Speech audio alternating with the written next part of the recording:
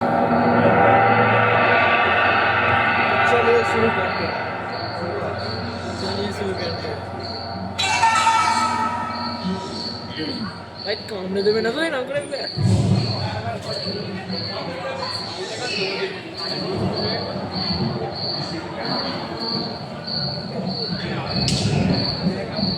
कहते हैं कि 460 करोड़ वर्ष पहले प्रचंड धूल के बवंडर से हमारे सौर जगत का जन्म हुआ।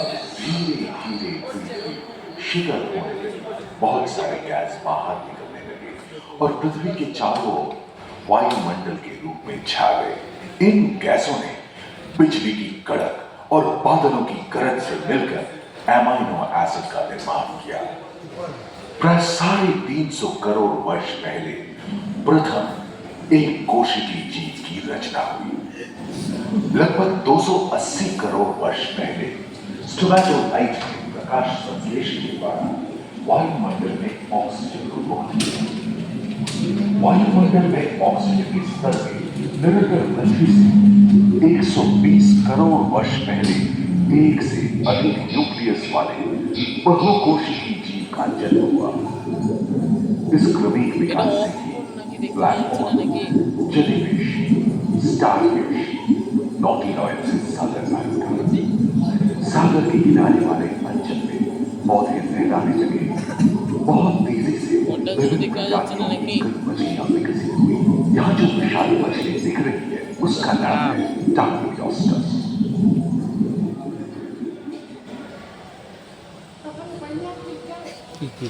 অন্ধকার হয়ে গেল না ভাই দেখতে পেলাম না এই মরেছিল এই তো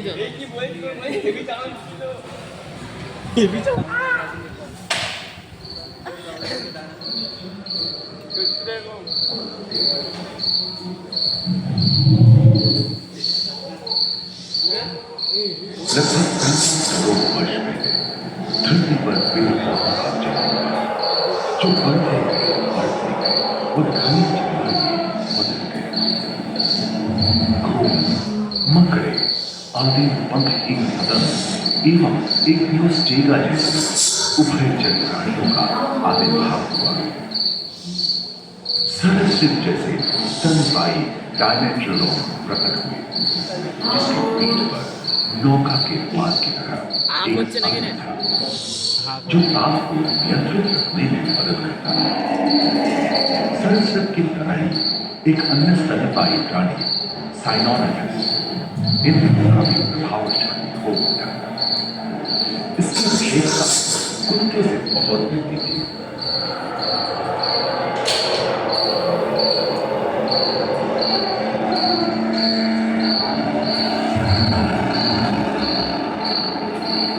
प्राय 1 मीटर तक पंख फैलाने में सक्षम दानव से प्राणी पाए। साथ ही ওইটা তো দেখতে পাচ্ছি কত নিয়ে না গে पृथ्वी के चारों ओर घेरे हुए थे। धरती में पाए जाने वाले अधिकांश उल्लियां कार्बन गैस युक्त के मृत पौधे से उत्पन्न हुए थे, जो कि धरती के भीतर दबते थे। उनमें पृथ्वी के 1/3 हिस्से में एकमात्र महादेश था, जिसे ग्रैंड चीन कहा जाता था। जलवायु गर्म रहती थी। भूभाग पर प्रागैतिहासिक सभ्यता का शासन था, जिन्होंने शुष्क जलवायु के साथ खुद को ढाल लिया।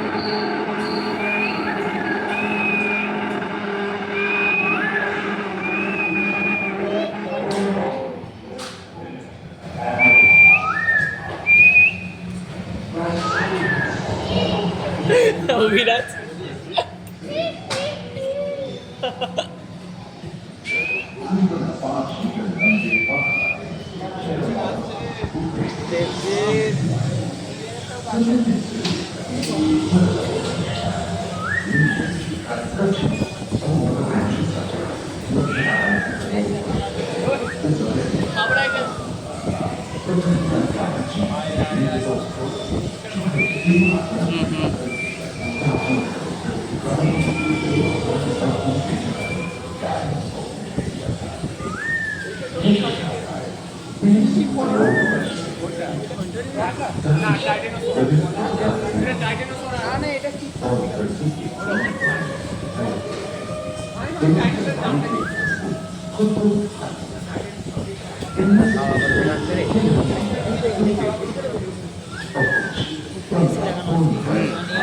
biar ঠান্ডা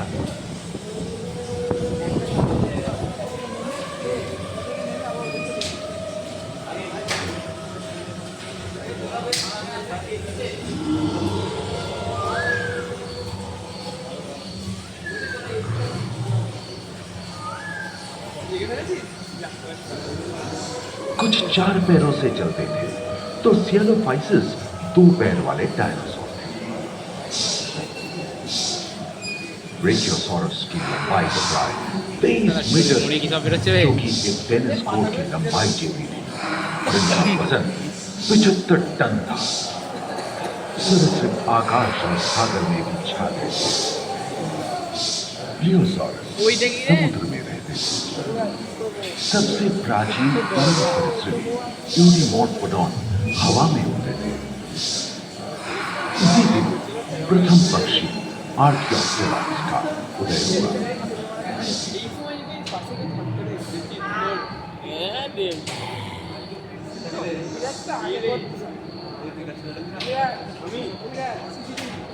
अगले 10 करोड़ वर्षों तक यानी जुरासिक के अंतिम चरण से क्रेटेशियस युग का प्रथम चरण तक डायनासोर के लिए स्वर्णिम युग रहा।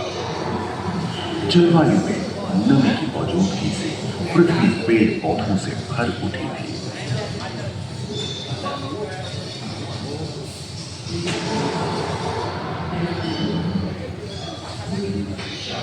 इनकी हदें पैंजिया महादेश खंडित होने के कारण भारत एशिया की ओर खिसकने लगा था। महादेश प्लेटों में हलचल होने से ज्वालामुखी के रूप में लाभ हुई। इसके फलस्वरूप आए भूकंप से विभिन्न भौगोलिक आकार एवं आकृतियां निर्मित हुई। स्पाइनोसॉरस की पीठ पर नौका के पाल की तरह एक अंक हुआ करता था, जिससे वो अपने शरीर के दाब को नियंत्रित करता था। एवं ओविराप्टर जैसे छोटे डायनासोर तो ओलिंपिक के तेज धावकों की तरह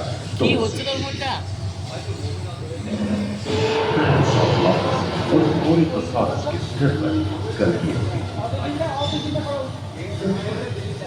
करीबन 5 मीटर लंबे पंख वाले टेरोनोडॉन उड़ने एवं फिसलने में पाए। सुनने में विचित्र लगे, पर अधिकांश डायनासोर जैसे कि ट्राइसेराटोप्स और एंकिलोसॉरस शाकाहारी, लॉरेसिया और ऊंटवाला नाम के 2 भूखंड महादेश को वांछित थे एवं समुद्री गर्भ के कठोर आवरण से रॉकीज एवं अन्य पर्वत श्रेणियां निर्मित हुई।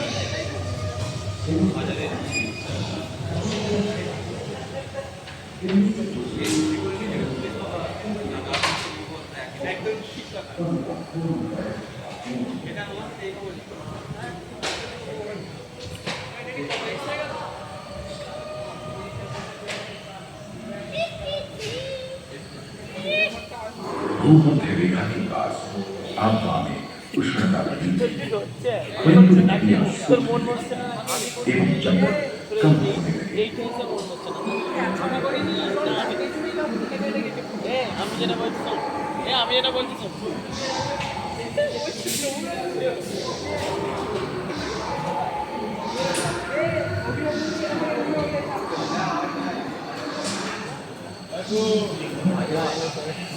एकांत महादेश में जीव जंतुओं का विकास स्वतंत्र रूप से शुरू हुआ।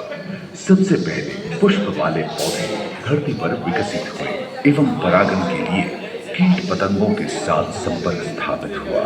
वे तेजी से धरती पर बढ़े। इसी समय पहली बार धरती पर सांपों का जन्म हुआ। डायनासोर में सबसे भयंकर था टिरानोसॉरस रेक्स। भूस्थल पर इसका ही राज चलता था। यह प्राय 12 मीटर लंबा यानी 2 मंजिला मकान के आकार का था।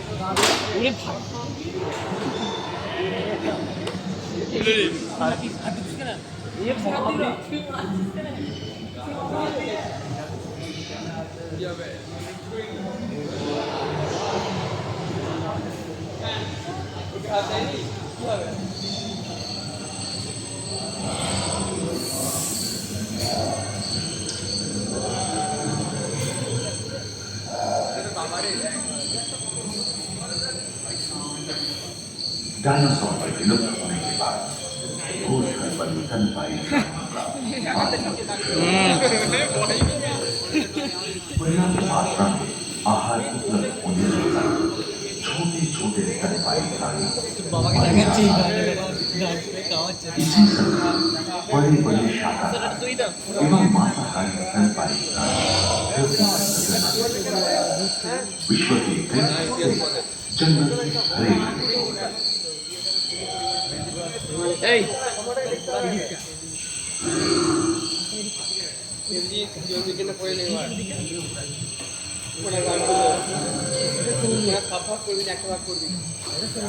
हाथी के पूर्वज डायनोथेरियम और घोड़े के पूर्वज यूहिपस की उत्पत्ति हुई, जो आज के हाथी और घोड़े में रूपांतरित हुए। लेमूर, टर्सियर जैसे प्राइमेट भी इसी युग में पैदा हुए। खोखली अस्थियों वाली आज के दिनों की पक्षी इन्हीं दिनों जन्मे थे। डायाट्राइमा जैसे बड़े एवं उड़ने में अक्षम पक्षी उन जगहों में रहते थे जहां मांसाहारी बड़े स्तनपायी प्राणी नहीं मिलते थे। एक एवं बंदरों का जन्म लगभग 1 करोड़ वर्ष पहले हुआ था। इस समय ही आदि मनुष्यों का भी आविर्भाव हुआ। जलवायु में शीतलता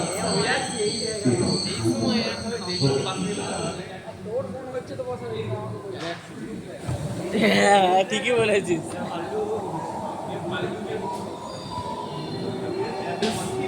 ভূতের মতো আজ হচ্ছে রে।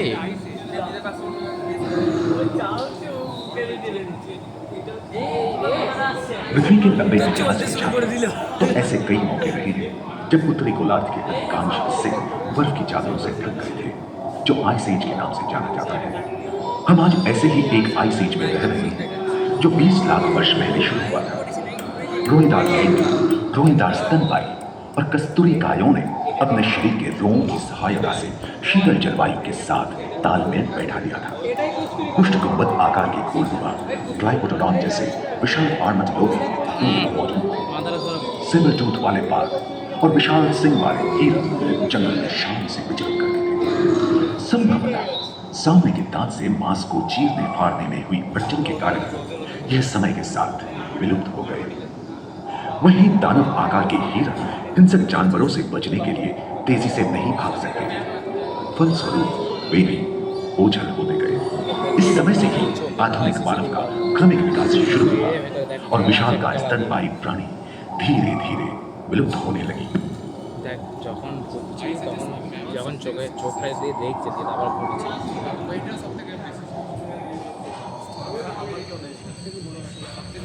उम्मीद है कि आपको इस पत्र में मजा आया होगा, जहां जीवन विकसित होकर आपको अन्य रूपों में बदलने को दूर से दूर तक मानव की यात्रा और विज्ञान और तकनीक तथा अत्याधुनिक तकनीक की भारतीय विरासत का है। उसकी और